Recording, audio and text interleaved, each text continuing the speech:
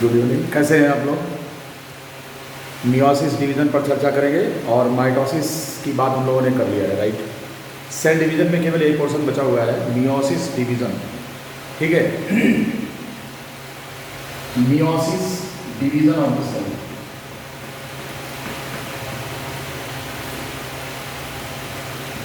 इसे हम हिंदी में अर्धसूत्री विभाजन कहते हैं।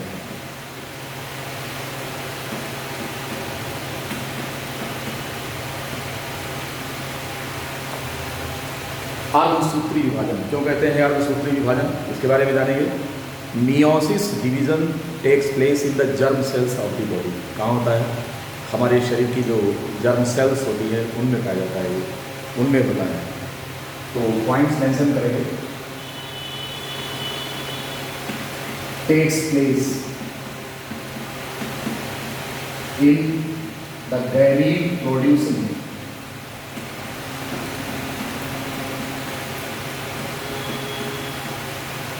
जर्म सेल्स, और इन जर्म सेल्स का एक नाम और भी है, इनको हम मियोसाइट्स भी कहते हैं।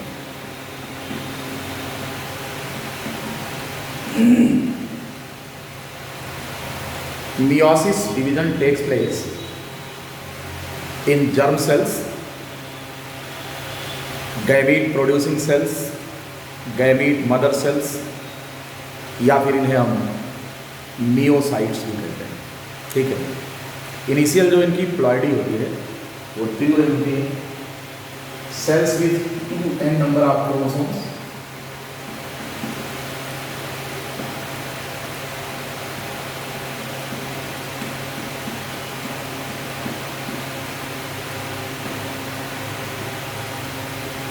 ये जो सेल्स हैं सोमैटिक सेल्स की तरह से इनमें भी 2n क्रोमोसोम्स पाए जाते हैं, परंतु इनका काम है गैमीट का निर्माण करना। ये जनरल सेल्स जो होती हैं ये जनरल ग्रोथ और डेवलपमेंट के लिए रिस्पॉन्सिबल नहीं होती। हमने आपको बताया था कि सोमैटिक सेल्स जो होती हैं ये जनरल ग्रोथ और डेवलपमेंट के लिए होती हैं, और जो ये मियोसिस डिवीजन होता है it is for the purpose to produce the gametes having half number of chromosomes. प्रत्येक जर्म सेल के अंदर जो ये 2n नंबर ऑफ क्रोमोसोम्स हैं ये डाइप्लॉइड नंबर होता है। It is equals to the 2 genomes, 1 genome of father and 1 genome of mother. This cell that is the meiocyte, it is having n plus n number of chromosomes, and this n it is paternal cell and this one is maternal cell.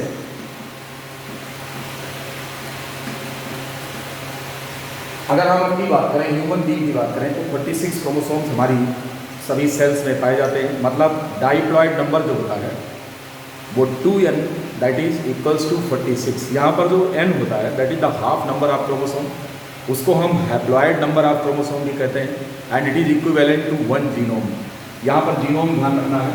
तो ये जो n है parental cell, ये haploid है, haploid cell of chromosomes.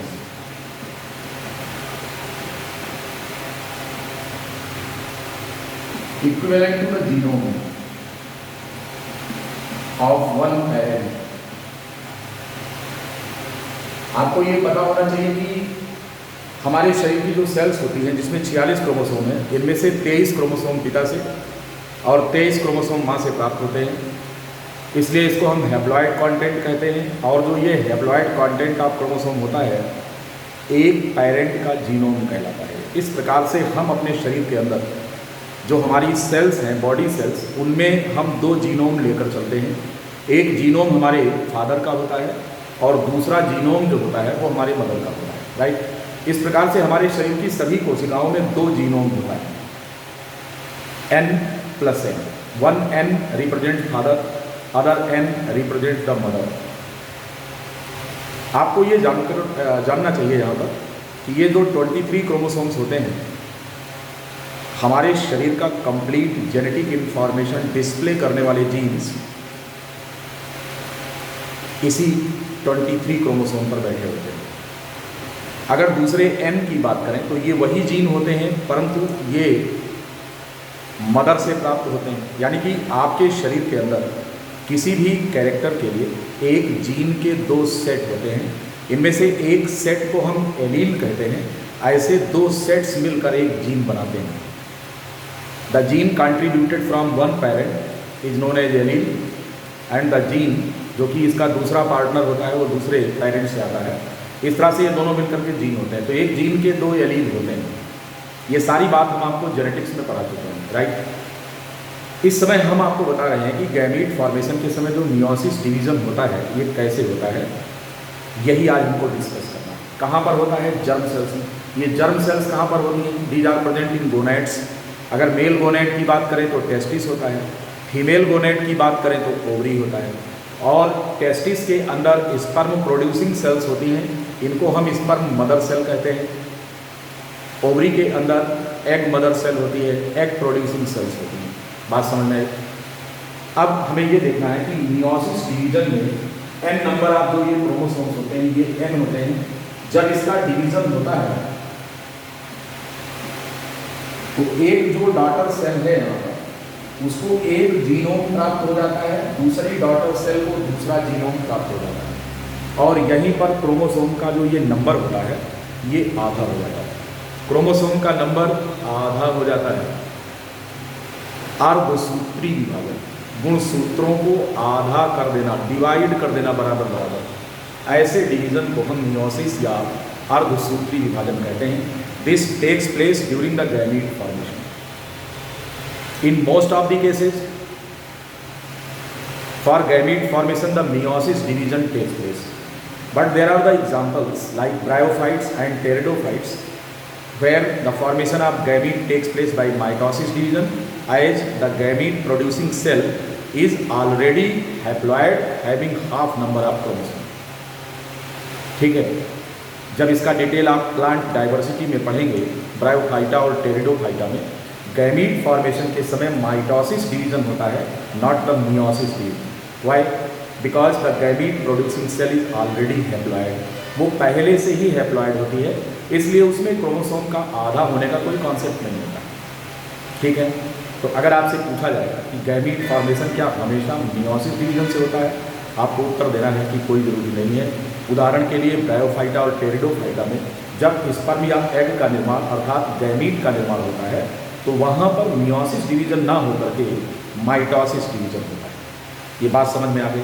लेकिन ज़्यादातर case में जो प्लांट्स होते हैं, हायर प्लांट्स में गैमीट फॉर्मेशन के लिए मियोसिस डिवीजन होता है। इसी प्रकार से जितने भी एनिमल्स होते हैं इन सभी में गैमीट फॉर्मेशन के लिए मियोसिस डिवीजन होता है। बात समझ गए? केवल एक्सेप्शनल केस है ब्रायोफाइटा और टेरिडोफाइटा, जहाँ पर गैमीट फॉर्मेशन के लिए मियोसिस डिवीजन ना होकर माइटोसिस होता है। इतनी बात समझ गए। मियोसिस डिवीजन जो होता है वो माइटोसिस से थोड़ा कॉम्प्लेक्स होता है और टाइम टेकिंग होता है। बात समझ रहे हैं? क्यों कॉम्प्लेक्सिटीज़ है यहाँ पर? क्योंकि मियोसिस डिवीजन के दौरान पैटर्नल और मैटर्नल क्रोमोसोम्स के सेगमेंट का एक्सचेंज आपस में होता है, जिससे कि कैरेक्टर्स की मिक्सिंग हो जाती है। It is not the compulsory event but mostly this occurs and it is known as crossing over, the exchange of genetic segments between the paternal and maternal chromosomes. It is known as what? It is known as crossing over. So we will come to see here what is the crossing over. Even I have discussed it in detail in genetics separately. हमने आपको अलग chapter में इसको पढ़ा लिया है crossing over क्या है। हम इसमें केवल इतना ही बताएंगे कि इस स्टेप पर क्रॉसिंग ओवर होता है। क्रॉसिंग ओवर क्या होता है इसका डिटेल डिस्कशन हम लोग कर चुके हैं, इसलिए हमको टाइम वेस्ट नहीं करना है, सीधे आगे बढ़ेंगे। मियोसिस डिवीजन कॉम्प्लेक्सिटी के आधार पर और टाइम टेकिंग होने के आधार पर इसको 2 सेट में किया गया है डिवीजन इसका। क्यों? क्योंकि सेल भी 2 बार डिवाइड करती है। यहाँ पर एक गैमीट प्रोड्यूसिंग सेल से 4 गैमीट्स का निर्माण होता है और डिवीजन 2 बार होता है और डीएनए का रेप्लिकेशन केवल 1 बार होता है। जबकि माइटोसिस में मैंने आपको बताया था कि प्रत्येक डिवीजन के बाद अगला डिवीजन तभी होगा जब बीच में डीएनए का रेप्लिकेशन हो जाएगा। यहाँ पर डीएनए का रेप्लिकेशन केवल 1 बार होता है, परंतु डिवीजन 2 बार होता है। ठीक है, आइए देखते हैं।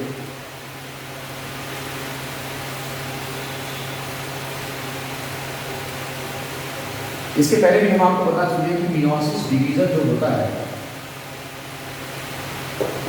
ये दो बार होता है। एक सेल से 2n है, यहां पर मियोसिस 1 होता है। Meiosis 1 it is also known as reduction division. It is also known as the reduction division. इस प्रकार से जो डॉटर सेल्स बनती है we have half number of chromosome. यहाँ पर क्रोमोसोम का नंबर भी घट जाता है, साथ में डीएनए की क्वांटिटी जो 4C थी अब यहाँ पर कितनी हो जा रही है, 2C हो जा रही है। ये मियोसिस 1 है। अगले स्टेप पे क्या होगा, अगला जो स्टेप होता है इसको हम मियोसिस 2 कहते हैं। It is known as meiosis 2। और यहाँ पर एक एक सेल जो है ये दो दो सेल में चेंज हो जाती है। इस तरह से 4 डॉटर सेल्स यहाँ पर बन रहे हैं, इनको हम गैमीट्स कहते हैं। क्रोमोसोम का नंबर सब में n होगा, परंतु डीएनए की क्वांटिटी अब C हो जाएगी, राइट। यहाँ पर ये जो डिवीजन होता है इट इज माइटोसिस लाइक। ये जो डिवीजन जो मियोसिस सेकंड होता है it is just like mitosis. और पहला जो डिवीजन होता है मियोसिस 1, वहाँ पर क्रोमोसोम का नंबर आधा हो जाता है। इतनी बात समझने के बाद हम आगे चलेंगे, इन सारी चीज़ों को देखेंगे। इसमें जो मियोसिस 1 होता है, meiosis 1 it is more complex than meiosis 2, more complex. और इस वजह से हम इसे डिवाइड करते हैं प्रोफेज फर्स्ट में। Prophase 1, prophase 2, sorry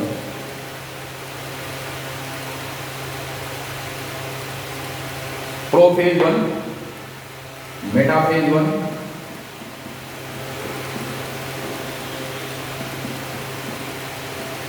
anaphase 1 and telophase 1। ये होता है, राइट। नोट करेंगे इसे।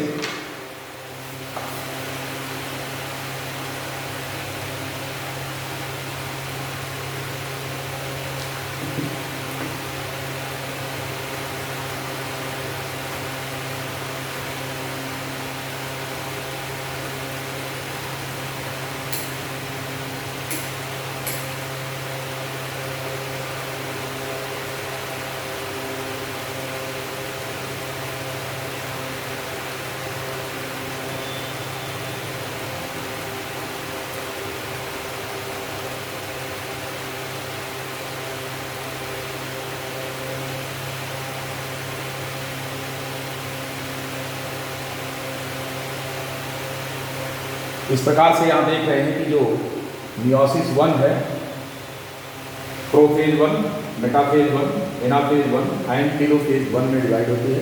इसमें जो प्रोफेज 1 होता है ये टाइम टेकिंग प्रोसेस है, इसमें समय लगता है और कुछ कॉम्प्लेक्सिटीज यहाँ पर होती हैं। जो प्रोफेज 1 होता है इसे हम डिवाइड करते हैं किसमें, the prophase 1 is divided into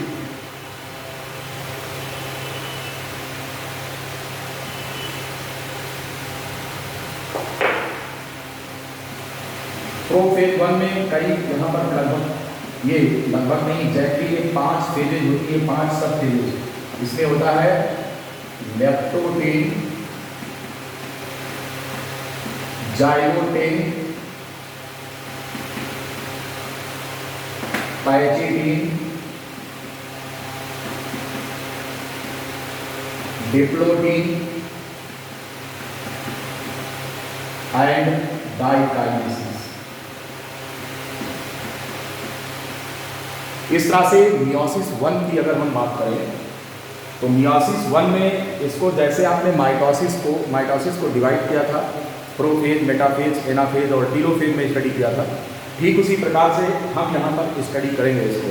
किसमें हम इसे स्टडी करेंगे prophase 1, metaphase 1, anaphase 1 and telophase 1 में इसको हम स्टडी करेंगे। बात समझ में आ रही है? ठीक है। अब वन बाई वन हम यहाँ देखेंगे। हमारा जो प्रोफेज 1 होता है, it is very complex process, और यहाँ पर कुछ खास प्रकार के इवेंट्स होते हैं, हमें इनके बारे में जानना है। ये कौन से खास प्रकार के इवेंट्स होते हैं, आइए और जानते हैं उनके बारे में कि क्या क्या होता है। सबसे पहले बात करेंगे हम लेप्टोटीन की।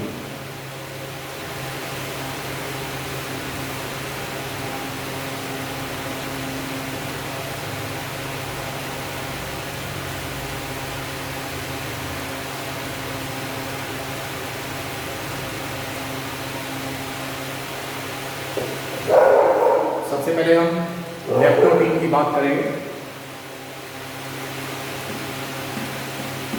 लेप्टोटीन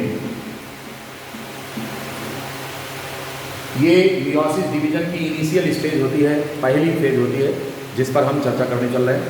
यहाँ पर ध्यान दें कि लेप्टोटीन में जो क्रोमैटिन थ्रेड्स होते हैं,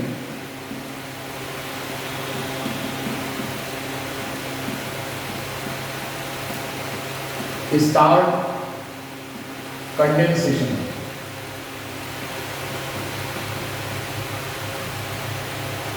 जो क्रोमैटिन्स होते हैं, क्रोमैटिन थ्रेड्स, इनका कंडेंसेशन स्टार्ट हो जाता है।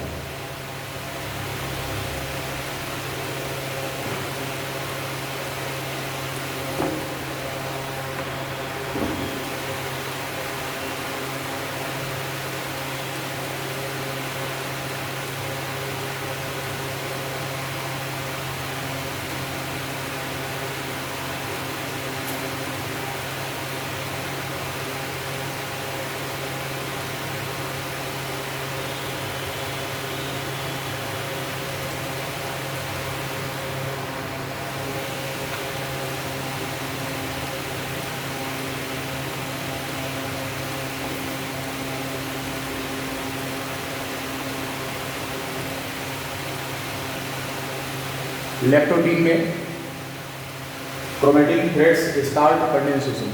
यहाँ पर कंडेंसेशन स्टार्ट हो जाता है। कंडेंसेशन का मतलब क्रोमैटिन थ्रेड्स थिक होने लगते हैं, मोटे होने लगते हैं, इसलिए इनकी विजिबिलिटी थोड़ा ज़्यादा अच्छी हो जाती है।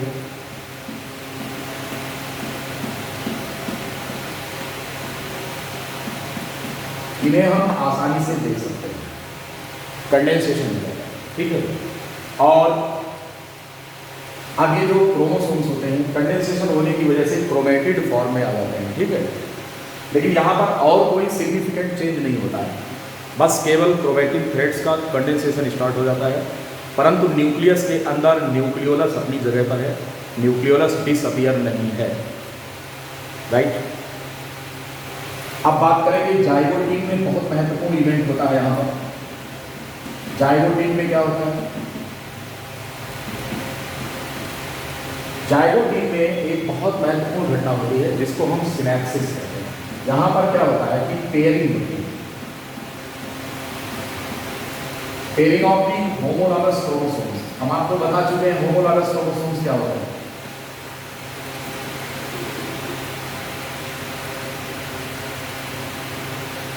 यहाँ पर होमोलॉगस क्रोमोसोम से पेयर करते हैं। जानते हैं होमोलॉगस क्रोमोसोम क्या होते हैं?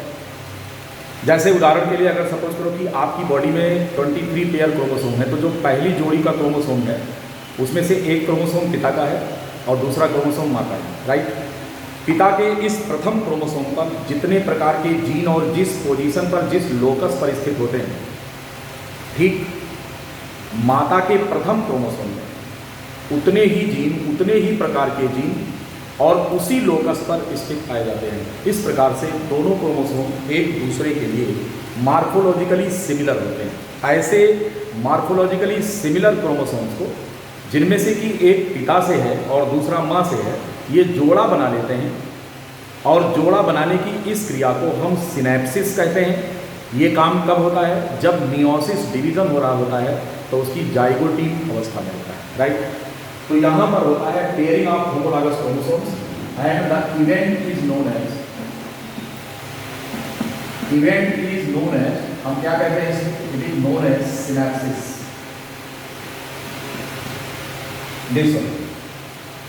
This event is known as synapsis. Synapsis का मतलब होता है पेयरिंग ऑफ क्रोमोसोम्स। इस तरह से लेप्टोटीन स्टेज में अगर हम देखें, हम केवल न्यूक्लियस दिखा रहे हैं, तो this one is the nucleolus, ये अपनी जगह पर है।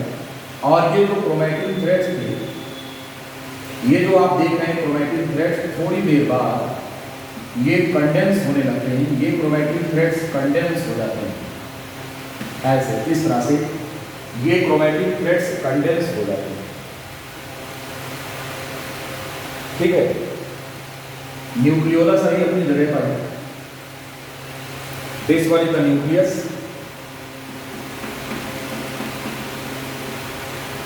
This one is the nucleolus, this one is the chromatin thread, लेकिन ये अनकंडेंस्ड फॉर्म में है। यहां पर क्या है, ये जो क्रोमैटिन है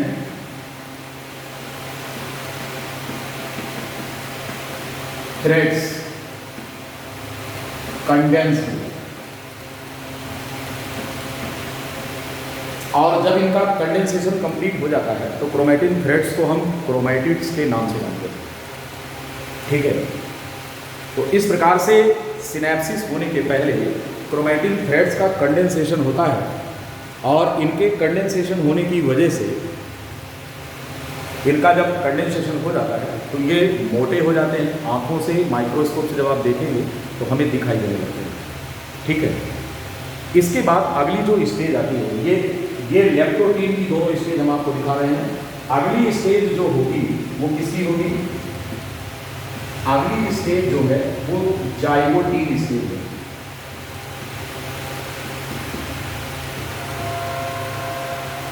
यहां पर जो क्रोमोसोम्स होते हैं ये पेयर करने लगते हैं। मान लो कि पहली जोड़ी के क्रोमोसोम ये है,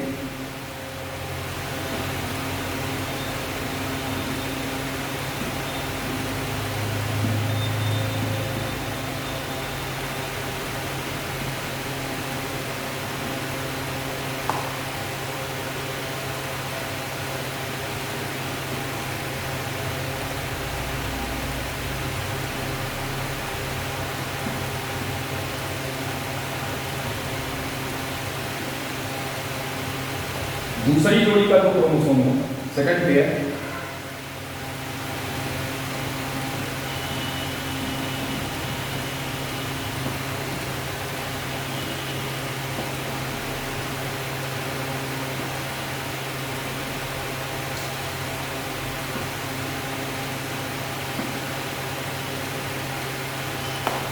इस तरह से जाइगोटीन अवस्था में अगर हम देखें तो क्रोमोसोम की पेयरिंग हो जाती है। अगर हम ये मान लें कि ये फर्स्ट पेयर ऑफ क्रोमोसोम है और ये सेकंड पेयर ऑफ क्रोमोसोम है, इनमें से एक क्रोमोसोम जो ये वाला है ये पैटर्नल है और ये वाला कौन है, मैटर्नल है। इसी प्रकार ये क्रोमोसोम पैटर्नल है और ये क्रोमोसोम कौन है, मैटर्नल है। इस तरीके से अगर हम ह्यूमन बीइंग का एग्जाम्पल लें तो हमारी एक सेल में 23 पेयर ऑफ क्रोमोसोम्स पाए जाते हैं, ये जोड़ा बना लेते हैं। होते 46 क्रोमोसोम हैं, 23 मदर के 23 फादर के, लेकिन रिस्पेक्टिव जोड़ी का जो क्रोमोसोम होता है वो पेयर में रहता है, राइट। जैसे पहली जोड़ी तो मदर में जो पहला क्रोमोसोम पिता का पहला क्रोमोसोम पेयर बना लेगा, मदर का दूसरा क्रोमोसोम फादर का दूसरा क्रोमोसोम पेयर बना लेगा, ऐसे तीसरी जोड़ी बनेगी, ऐसे चौथी जोड़ी बनेगी, ऐसे पांचवी जोड़ी बनेगी।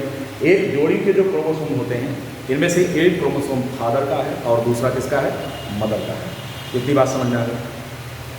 इस तरह की इस पेयरिंग को हम सिनेप्सिस कहते हैं। पहचानिए यहाँ पर ये सभी क्रोमोसोम्स पेयर कर रहे हैं on the basis of their morphological behaviour, morphological pattern के आधार पर ये पेयर करते हैं। इतनी बात समझ में आ गई। सिनेप्सिस इस अवस्था को जाइगोटीन कहा जाता है, इस स्टेज को कहते हैं। बात समझ में आ गई होगी यहाँ पर, ठीक है। अब ये जो क्रोमोसोम यहाँ पर पेयर कर लिए हैं ना, इन्हें हम बाईवैलेंट कहते हैं। क्या कहते हैं, बाईवैलेंट कहते हैं और डायड कहते हैं। यहाँ पर जो क्रोमोसोम दिख रहे हैं ये क्रोमोसोम्स बाईवैलेंट होते हैं and dyad, DIAD, dyad, bivalent and dyad. Bivalent का मतलब एक जोड़ी में दो क्रोमोसोम दिख रहे हैं, पेयरिंग किसकी हो रही है, दो क्रोमोसोम की, इसलिए नाम क्या पड़ा, बाईवैलेंट। क्रोमैटिड्स कितने दिख रहे हैं, एक क्रोमोसोम में एक क्रोमैटिड, तो कुल क्रोमैटिड कितने दिख रहे हैं, दो, इसलिए इस स्टेज को हमने क्या कहा, डायड, डायड का मतलब two strand stage. What do mean by dyad? Dyad का मतलब टू स्ट्रैंड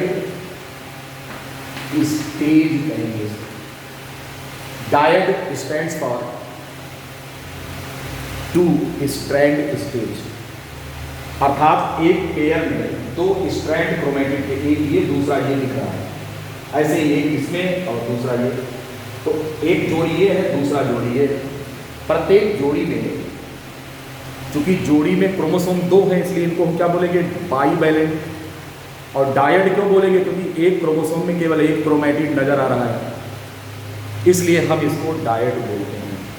इतनी बात समझ में आ गई। अब हम यहाँ से आगे चलेंगे और बात किसकी करेंगे? अब बात करेंगे पैचिटीन। अगला जो स्टेप है प्रोफेज 1 का, किस पर बात करेंगे? पैचिटीन पर हम बात करेंगे, राइट। अगले स्टेज में हम डायग्राम से आपको दिखाएंगे। यहाँ पर ऊपर देखिए,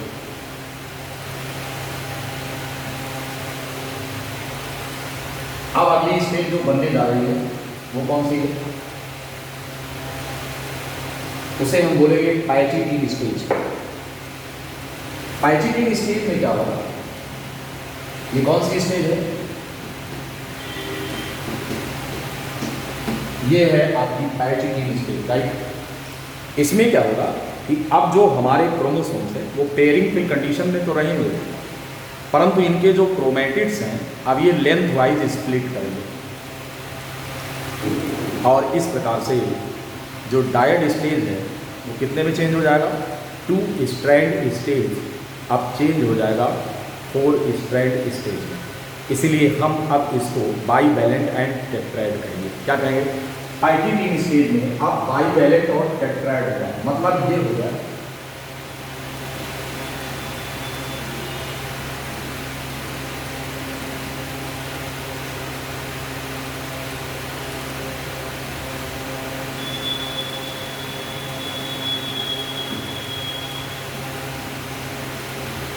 ऐसे, और ये इनके सेंट्रोमियर्स हैं,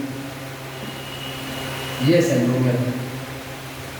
इसी प्रकार से जो दूसरा वाला क्रोमोसोम है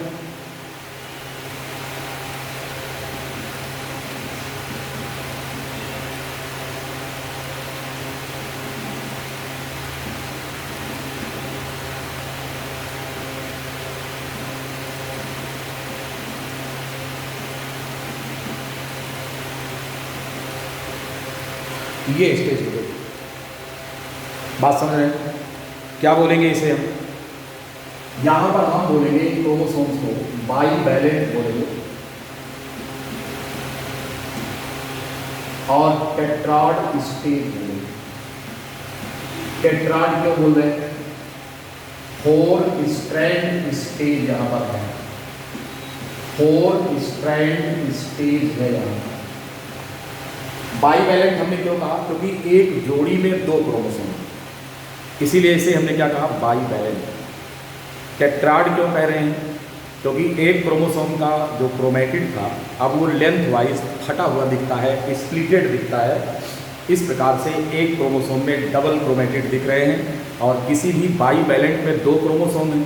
एक क्रोमोसोम में 2 क्रोमेटिड, तो कुल मिलाकर कितने क्रोमेटिड? 4 हो गए। तो एक पेयर में 2 क्रोमोसोम का जोड़ा है, इसलिए इसको बाईवैलेंट कहा।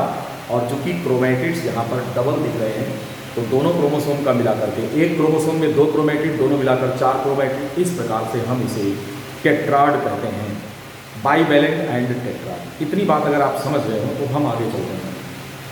यहाँ पर आपको पहचानना है कि एक ही क्रोमोसोम के 2 क्रोमेटिड आपस में सिस्टर क्रोमेटिड्स होते हैं। अगर हम यहाँ पर नंबरिंग कर लें, इसमें 1, 2, 3 एंड 4, इसी प्रकार से यहां नंबरिंग कर लें 1, 2, 3 एंड 4। जो पहली जोड़ी क्रोमोसोम की है ये वाली, और दूसरी जोड़ी ये बन रही है, ये फर्स्ट पेयर है, ये सेकंड पेयर है। ऐसे 23 पेयर्स क्रोमोसोम के बनेंगे अगर ह्यूमन सेल है तो। बात समझ में आ रही है? अब अगर हम पहली जोड़ी की बात करें और यहाँ पर हम नंबरिंग 1, 2, 3 कर दिए हैं, तो 1 और 2 जो होते हैं ये आपस में सिस्टर क्रोमेटिड्स हैं। इस क्रोमोसोम को क्या बोल रहे हैं? पैटर्नल। इस क्रोमोसोम को क्या बोल रहे हैं? मैटरनल। इस क्रोमोसोम को पैटर्नल और इसे मैटरनल बोल रहे हैं। ये बात हमेशा आपको समझना है कि पिता का क्रोमोसोम कौन है और माँ का क्रोमोसोम कौन है। बहुत इत्मीनान से समझिए इस चीज़ को, ठीक है? क्यों भाई, आगे चलें? हैं, बोरियत तो नहीं हो रही? सवाल नहीं पैदा होता बीके सिंह की क्लास में, ठीक है? इस प्रकार से क्रोमोसोम की पेयरिंग हो गई है। यहाँ तक समझ में आया?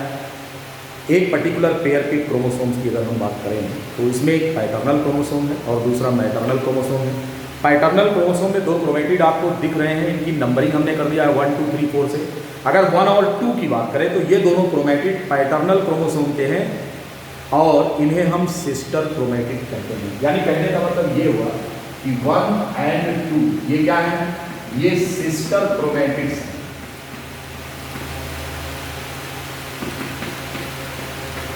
ऑफ किसका? Paternal chromosome. P for paternal, इसकी बात करें 1 और 2, ये कौन सा क्रोमोसोम है? पहली जोड़ी का पैटर्नल क्रोमोसोम है।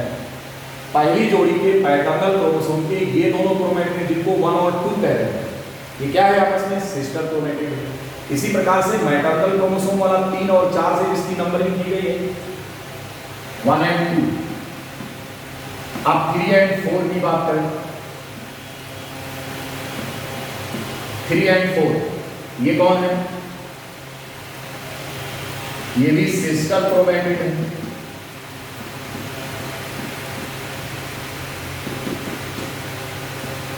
Of maternal chromosome, sister chromatids of maternal chromosome. बात समझ में आई? आगे बढ़ो। अब अगर हम बात करें कि 2 और 3 क्या है? 2 और 3 तो ये कौन है? ये है non sister internal chromatids.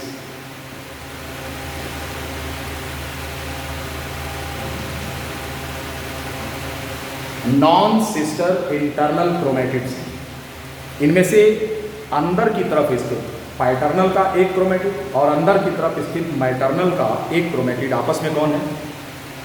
Non sister chromatids कहलाते हैं। याद रखेंगे कि दो अलग अलग क्रोमोसोम परंतु एक ही जोड़ी के क्रोमोसोम, एक पैटर्नल दूसरा मैटरनल, इसके क्रोमेटिड आपस में नॉन सिस्टर होते हैं। और ये नॉन सिस्टर क्रोमेटिड्स दो प्रकार के होते हैं, non sister internal and non sister external. यहाँ पर नॉन सिस्टर एक्सटर्नल कौन है? ये कौन है? 1 और 4। 1 और 4 की बात करेगा तो ये कौन है? ये नॉन सिस्टर एक्सटर्नल क्रोमेटिड्स हैं। याद रखें, नॉन सिस्टर एक्सटर्नल क्रोमेटिड्स होते हैं। इतनी पहचान अगर हो गई हो तो हम आगे बढ़ें। कितने कितने टर्म बता दिया हमने आपको?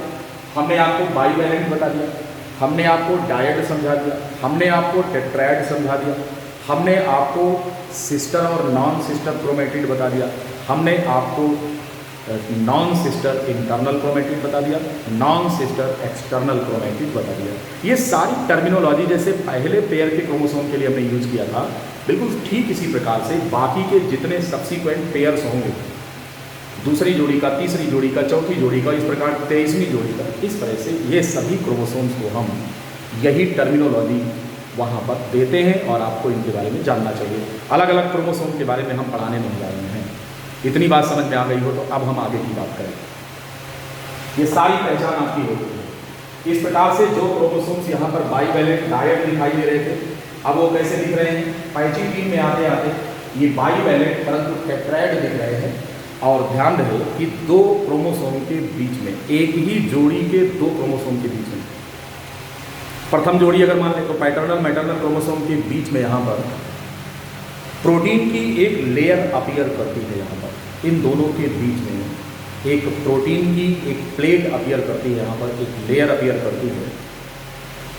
और इस तरीके से यहाँ पर सिनेप्टोनिमल कॉम्प्लेक्स का फॉर्मेशन होता है जो ट्राइलेमिलर स्ट्रक्चर होता है। यानी कहने का मतलब ये हुआ कि पैचिंग क्रोमोसोम में अगर हम यहाँ पर देखें तो यहाँ पर प्रोटीन की एक लेयर अपीयर होती है ऐसे इन क्रोमोसोम के बीच में।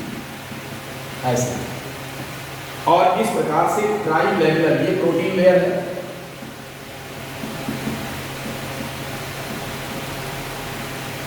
और अब ये जो ट्राइलेमिनर स्ट्रक्चर बन रहा, why it is called as trilaminar, because it is having 2 chromosomes and 1 protein layer.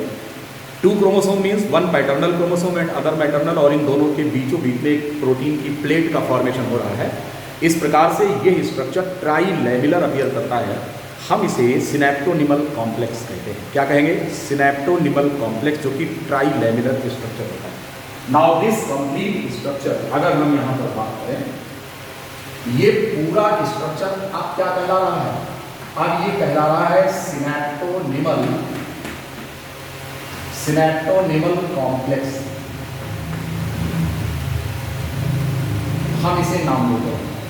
और इस सिनेप्टोनिमल कॉम्प्लेक्स के अंदर कौन कौन होते हैं? एक पैटर्नल क्रोमोसोम होता है, एक मैटरनल क्रोमोसोम होता है, और इन दोनों के बीच में प्रोटीन की एक लेयर होती है।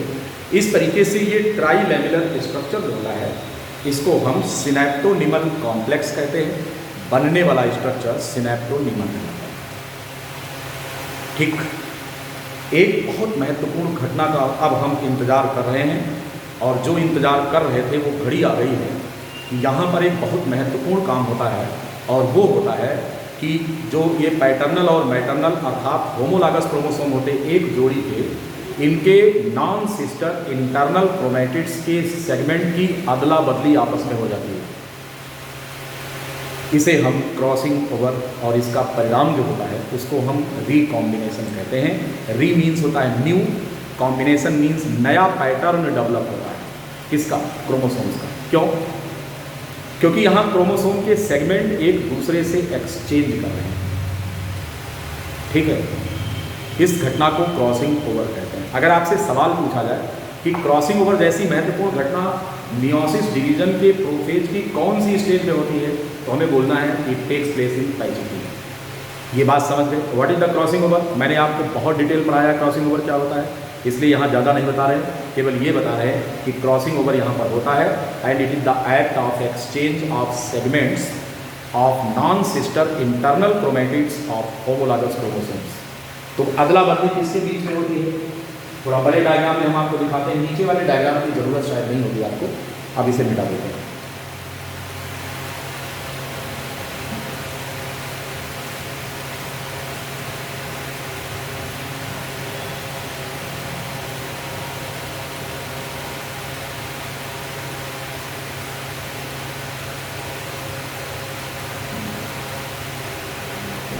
हम एक क्रोमोसोम के बीच में एक्सचेंज इस तरह का दिखा रहे हैं।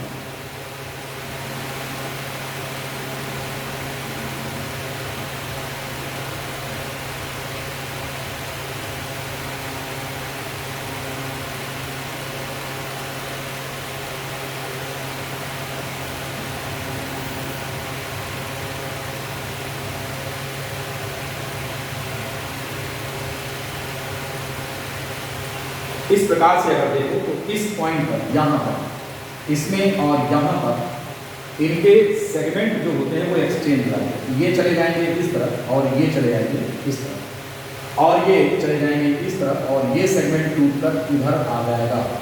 इस तरीके से यहाँ पर क्रॉसिंग ओवर होती है। ध्यान में, और बीच में कौन है? बीच में ये ट्राइलेमिनर स्ट्रक्चर। इस प्रकार से ये पॉइंट ऑफ क्रॉसिंग ओवर है, this one, it is the point of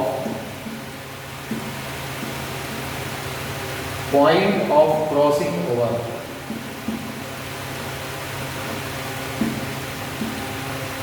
और जिस पॉइंट पर क्रॉसिंग ओवर होना होता है वहां पर रिकॉम्बिनेशन नोड्यूल का फॉर्मेशन होता है। या यूं कह लीजिए कि रिकॉम्बिनेशन नोड्यूल जिन पॉइंट्स पर बनता है, रिकॉम्बिनेशन नोड्यूल जिन पॉइंट्स पर बनता है, क्रॉसिंग ओवर उसी पॉइंट पर होता है। ऐसे आप कह सकते हैं।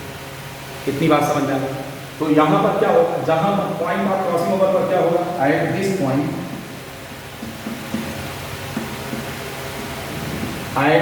Point, the formation of recombination nodule, formation of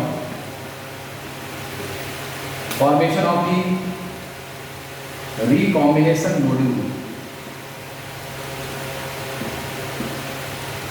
recombination nodule takes place.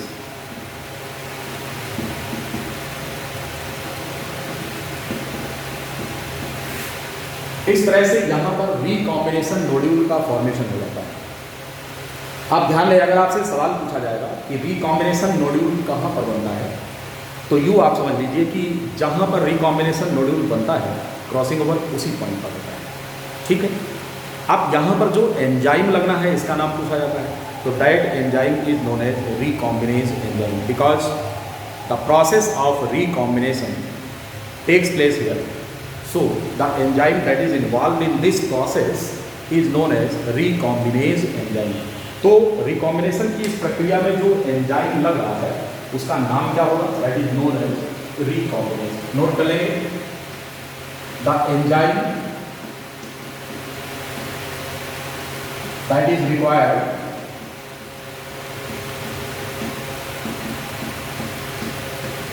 For recombination. Recombination है क्या चीज? इज नोन एज, इस एंजाइम को हम रिकॉम्बिनेज एंजाइम कहते हैं।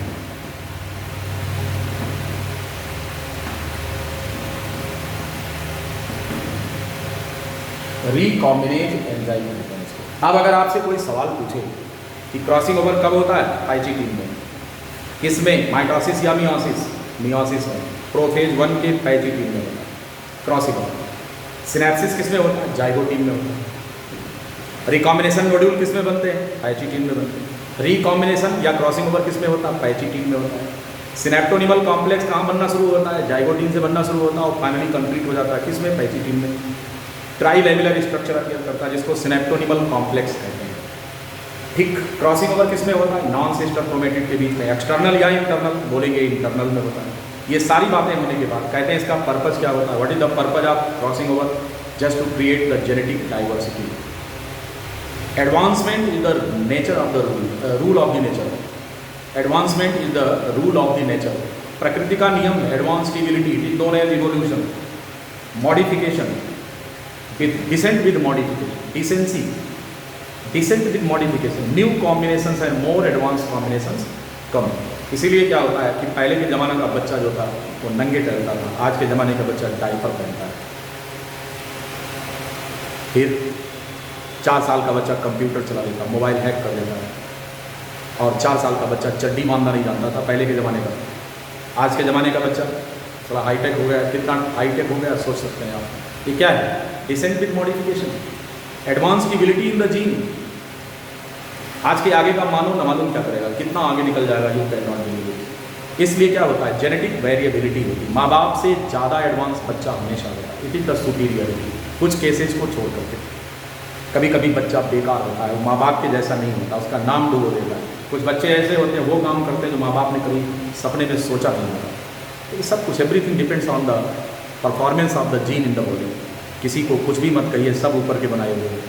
जिसका जीन जितना बढ़िया है, इंटेलिजेंस उतना अच्छा है। तो इस प्रकार से जेनेटिक वेरिएबिलिटी को मेंटेन रखने के लिए क्रॉसिंग ओवर। ये बात अगर आप समझ गए हो तो अगली स्टेप में चलते हैं और हम बात करते हैं किसकी? डिप्लोटीन की बात करते हैं। नेक्स्ट स्टेज डिप्लोटीन में क्या होता है कि यहाँ पर कियाज्मा फॉर्मेशन होता है। जिस पॉइंट पर क्रॉसिंग ओवर हुआ है, अब अगर ये क्रोमोसोम में थोड़ा तनाव पैदा होगा तो क्रॉस लाइक स्ट्रक्चर अपीयर करेगा, जिसे हम यहाँ पर आपको क्लियर करने की कोशिश किए हैं।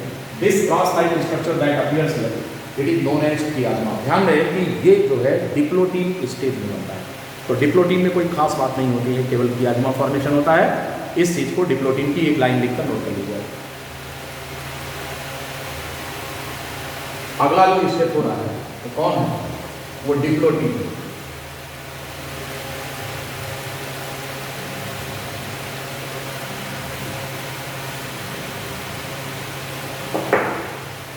नेक्स्ट स्टेज होता है चौथा स्टेज, जिसे हम डिप्लोटीन कहते हैं। यहां पर क्या खास बात होती है? Cross like structure.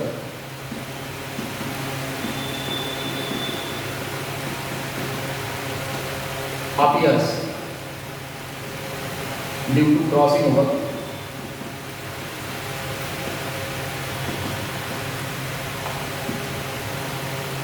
known as कियाज्मा। इस तरह से कियाज्मा फॉर्मेशन जो होता है वो डिप्लोटिक स्टेज में होता है। और नेक्स्ट स्टेप जो होता है इस प्रोटीन 1 वो होता है डाइकाइनेसिस। इसमें क्या होता है, टर्मिनलाइजेशन नाम की बहुत इंपॉर्टेंट घटना यहाँ पर होती है। यहाँ पर कोई इंपॉर्टेंट इवेंट हो रहा है वो कियाज्मा फॉर्मेशन है, और यहाँ पर क्या होता है कि now the homologous chromosomes after crossing over, homologous chromosomes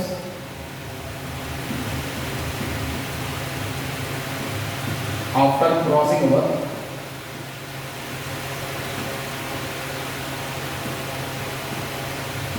start separating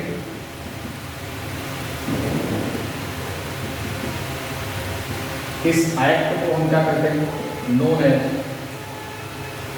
हम इसे टर्मिनलाइजेशन कहते हैं।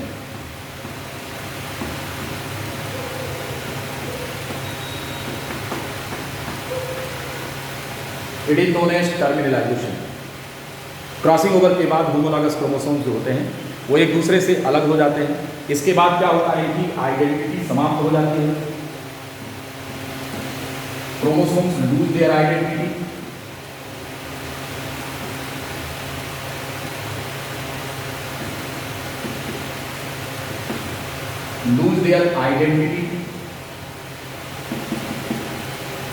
एक दूसरे से अलग होकर अपनी पहचान खो देते हैं। आगे का स्टेप अब होगा मेटाफेज। ये क्रोमोसोम्स अलग हो गए, अब यहाँ पर मेटाफेज स्टेज आएगी। मेटाफेज आने के पहले न्यूक्लियर मेम्ब्रेन डिसअपीयर होने लगती, ठीक उसी प्रकार से जैसे आपने माइटोसिस में देखा था। अब क्या होगा, इसके बाद होगी मेटाफेज अवस्था।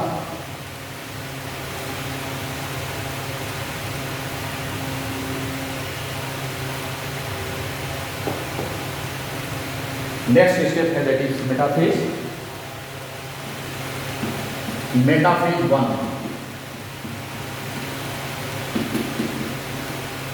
मेटाफेज 1 में क्या होगा, स्पिंडल फाइबर्स बनेंगे, न्यूक्लियर मेम्ब्रेन डिसअपीयर करेगी, न्यूक्लियर मेम्ब्रेन डिसअपीयर्स, न्यूक्लियोलस क्या होगा, disappears, Golgi body, endoplasmic reticulum disappear. ये सारे काम होने हुआ था कहाँ पर, माइटोसिस में। और क्या होगा, स्पिंडल फाइबर बन जाएंगे, spindle fibres form, get attached to kinetochore, वो सारा काम होगा। लेकिन ध्यान रहे कि इंडिविजुअल क्रोमोसोम अलग होता है, कभी भी सेंट्रोमियर स्प्लिट नहीं करता, क्योंकि यहाँ पर क्रोमोसोम की संख्या डिवाइड होती है, क्रोमोसोम के क्रोमेटिड अलग नहीं होते पहली डिवीजन में, फर्स्ट डिवीजन में, इसलिए इसको रिडक्शन डिवीजन कहते हैं। तो व्हाट हैपेंस हियर, अब यहाँ पर अगर हम देखें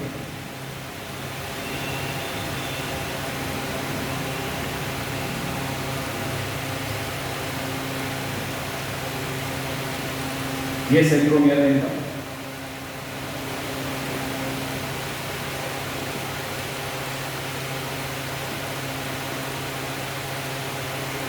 ऐसे दूसरा क्रोमोसोम है,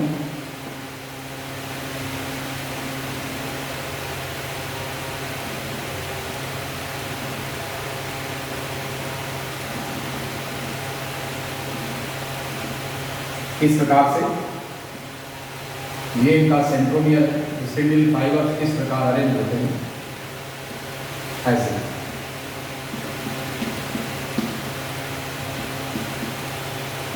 ये सेंट्रियोल है, इस तरह से ये अपीयर होते हैं मेटाफेज अवस्था में, मेटाफेजिक प्लेट पर।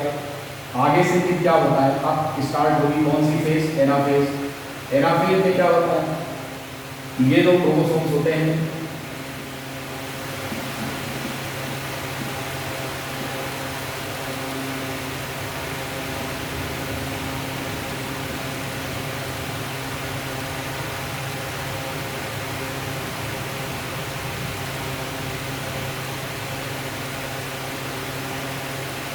ये स्टेटिक फाइबर्स इनको इधर से उठा लेते हैं।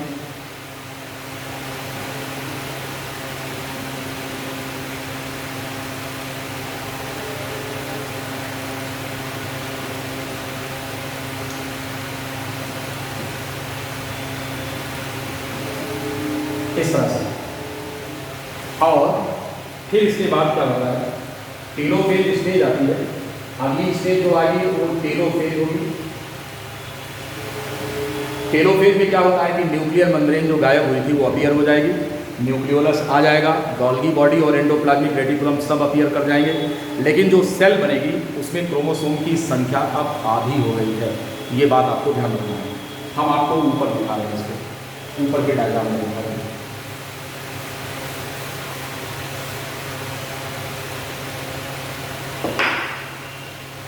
इसके बाद इस सेल में न्यूक्लियर मेम्ब्रेन बन जाएगी।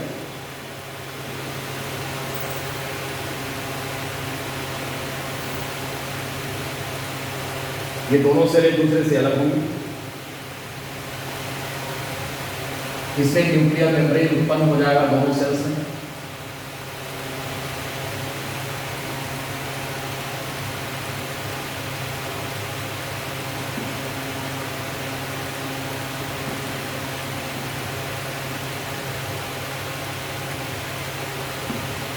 ये इसी प्रकार से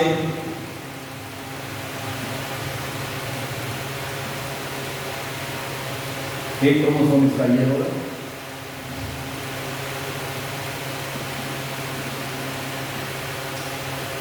ऐसे इसमें n नंबर क्रोमोसोम, इसमें n नंबर क्रोमोसोम होगा, और इस प्रकार से मियोसिस 1 कंप्लीट हो जाएगी।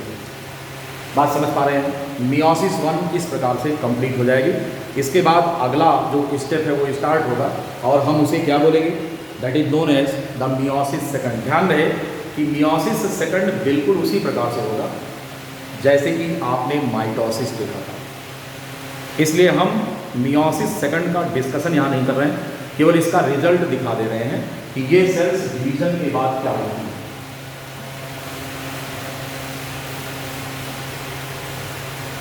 इनका परिणाम ये होगा कि इनमें से अब ये जो है मतलब मियोसिस सेकंड होता है तो एक सेल आपकी ये हो जाएगी, दूसरी ये हो जाएगी। ध्यान रहे कि यहाँ पर अब ये दोनों जो क्रोमैटिड्स है ये लेंथ वाइज स्प्लिट करेंगे, क्योंकि सेंट्रोमियर स्प्लिट कर जाएगा।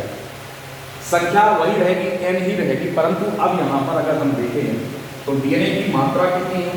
तो डीएनए की मात्रा 2C है और ये n है। ठीक, यहाँ भी कितना था? यहाँ पर 2n था और 4C था। अब यहाँ पर क्या हो गया? n हो गया और 2C हो गया। अब इनका जब डिवीजन होगा मियोसिस सेकंड, तो it is just like the mitosis division, बिल्कुल ठीक उसी प्रकार से होगा। और इस तरह से ये जो सेल्स हैं अब इनके पास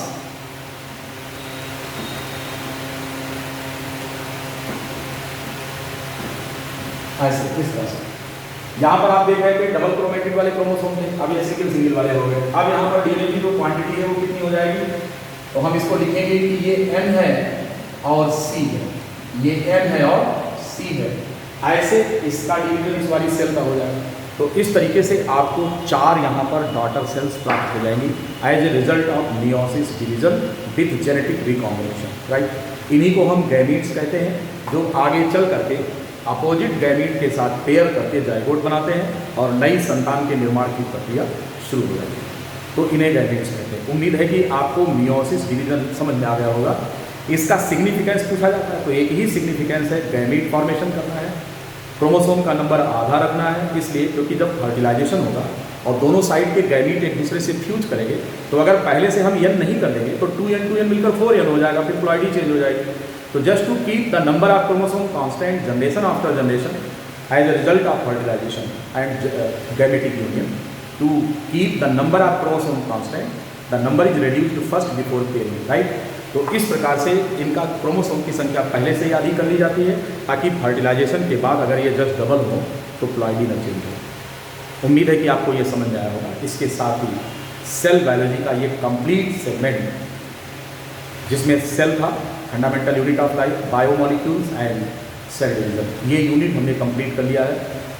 ठीक है, बहुत स्मूथली और तेज़ी के साथ आपका कोर्स आगे बढ़ रहा है। उम्मीद है कि ये लेक्चर मज़ा आया होगा, आपको खूब अच्छा लगा होगा, है कि नहीं। नोट्स बना लीजिए, इसको स्टडी करिए और इन पर क्वेश्चन प्रैक्टिस करिए। और हम आपके साथ हैं, आप हमसे पर्सनल चैट कर सकते हैं व्हाट्सएप पर, अपने डाउट्स पूछ करके उनकी क्लेरिफिकेशन आप चाहें तो प्राप्त कर सकते हैं, या इस कोरोना पीरियड में आप में से किसी एक या दो की संख्या में आने की अनुमति है घर पर, वो आकर के सवाल पूछ सकते हैं। क्लास नहीं करेगी, भीड़ नहीं हम करेंगे, आप में से कुछ आ सकते हैं सवाल पूछने के लिए, क्योंकि आपके एग्जाम्स नज़दीक है तो आप सवाल पूछ सकते हैं। ठीक है, उम्मीद है कि मज़ा आया होगा आपको ये लेक्चर आपको आज रात अपलोड हो जाएगा और आपको प्राप्त हो जाएगा। ठीक है, okay, take care, thank you.